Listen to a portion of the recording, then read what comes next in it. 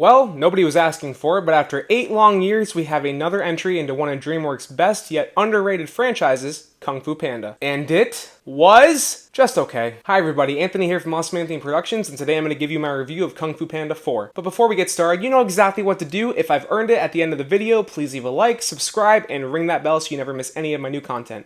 Now let's get into it. In Kung Fu Panda 4, we pick up with the legendary dragon warrior and master of Qi himself, Po, once again voiced by the incomparable Jack Black, still defending the Valley of Peace while its dads, James Hong's Mr. Ping and Bryan Cranston's Li Shen, are running the noodle shop. That is until Dustin Hoffman's Master Shifu tells Po that it's time for him to ascend to being spiritual leader of the valley and pick the new dragon warrior to be his successor. That's when he runs into a thief, Zhen, played by Awkwafina, and learns about the chameleon, played by Viola Davis, a shape-shifting sorcerer who plans to bring every kung fu master out of the spirit realm and steal their kung fu, sending Po and Zhen on a mission across China to stop her and maybe learn something about each other along the way. The real bad place was the friends we made along the way.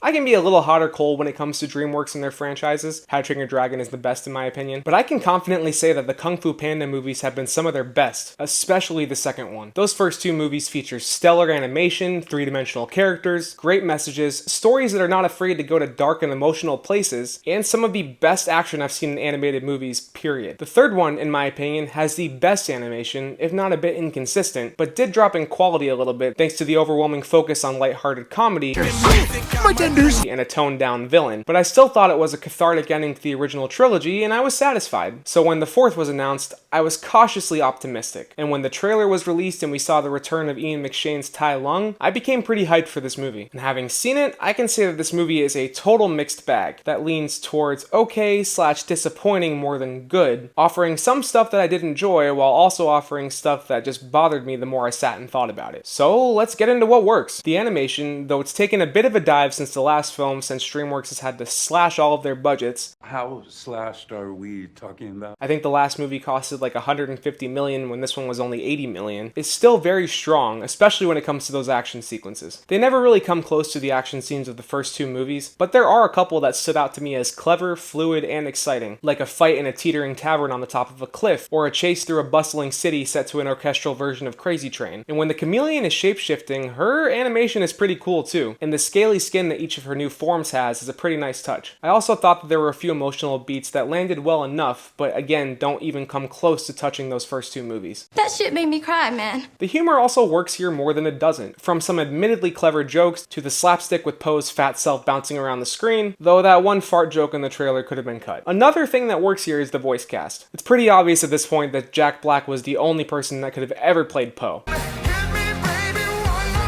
And he once again voices this role with that lovable goofball energy that he's known for, though it does become grating every now and then. I will also say that in this movie, with Po having to become a spiritual leader, it was refreshing to see his character pass on some wisdom and be the mature one opposite the new character Zhen in a few scenes, while still having plenty of time to be funny and goofy. This was honestly refreshing because parts of the third movie honestly felt like a regression for Po's character development, just having him stay as a goofy idiot with most of the maturity he learned from the first two movies just gone.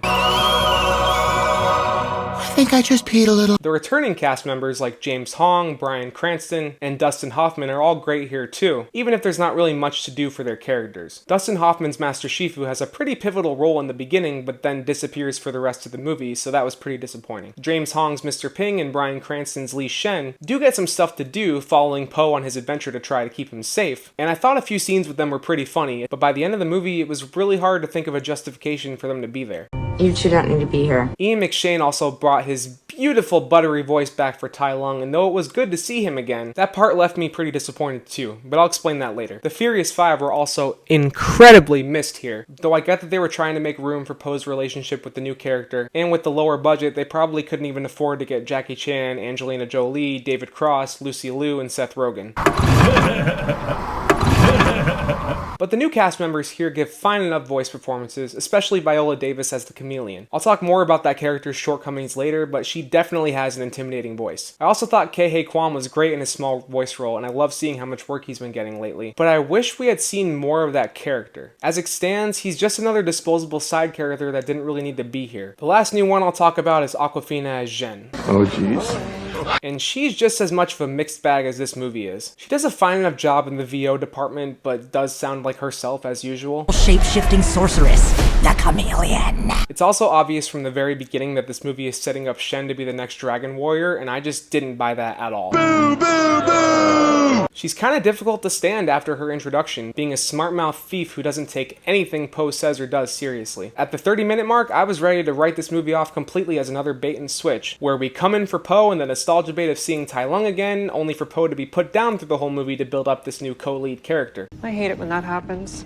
Thankfully, that doesn't happen. Yes, Jen is still a co-lead, and the movie does try to make her seem super important and like she went through some very meaningful character arc. She didn't, she just decided randomly to stop being a bad person. But it at least lets Poe be a wise badass and fight his own battles, not just putting him down the whole time to build up Zhen. Though I tolerated her and liked her a little bit more by the end of the film, Zhen is simply just a character that does not belong in this franchise, with hardly any development and the most basic of character arcs. By the end of this movie, I just felt disappointed. Though I did like plenty of it, I just couldn't escape the feeling of being let down, and feeling like this movie didn't have anywhere near the effort of the other ones, even with the third's drop in quality. The story sticks to the formula of the others completely. Hear about the villain, go find the villain, fight the villain. Airing today, aren't we? To the point where even when the movie tries to shake things up a bit with a twist, you can see it coming a mile away. There's also no emotional resonance in this story. The first film had a great emotional arc about accepting yourself, accepting your flaws and your limitation, and using those as your strengths. The second was about accepting where you come from and learning how to let go of the past. The third was about Poe accepting himself again, which was a little repetitive, but the movie handled it well enough. In this one, it's literally the same thing over again, with Poe having to learn to accept his new role as spiritual leader. What do I know about being a spiritual leader? You were chosen to become something more